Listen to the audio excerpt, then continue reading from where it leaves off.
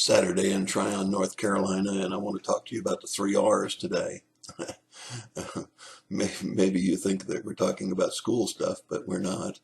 And so we want to show you a few pictures as we did in the opening of what the leaves are starting to look like up here. We're getting close to prime and looking forward to the beauty of all of those leaves.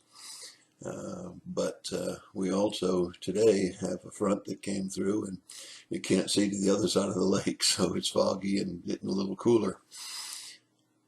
In 1 Peter chapter 2, verses 11 through 25, we find that there's a conversation about aliens. Now, those are not aliens from outer space, and those not illegal aliens that have made so much news in the political realm. But we're talking about we Christians being aliens here in this world.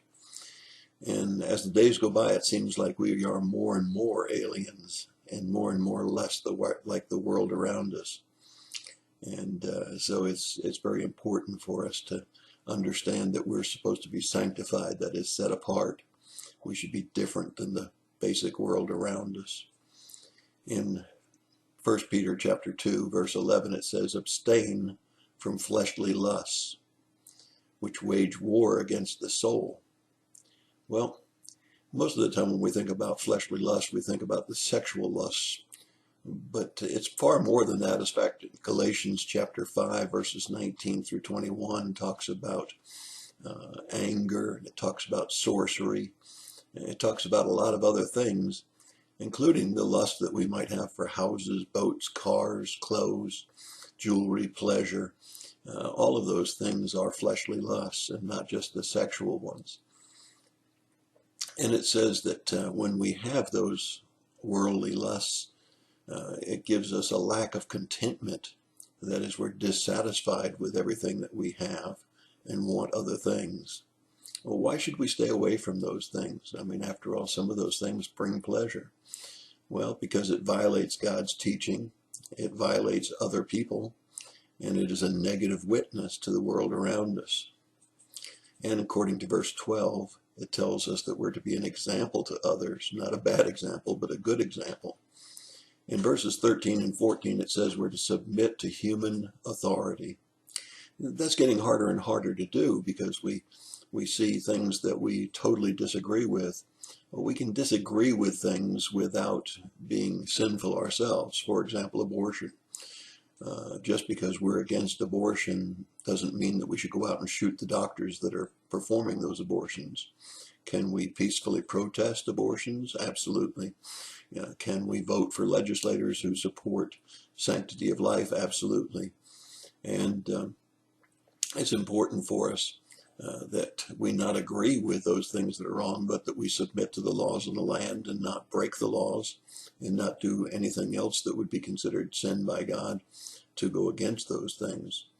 And that's why I think the word submit is so important here. It doesn't say agree with, it just says you have to submit to it. God allowed it to happen, and we have to go ahead and submit to it, even though we may not agree with it. Doesn't mean we can't protest against it. And it tells us that's the will of God, verse 15.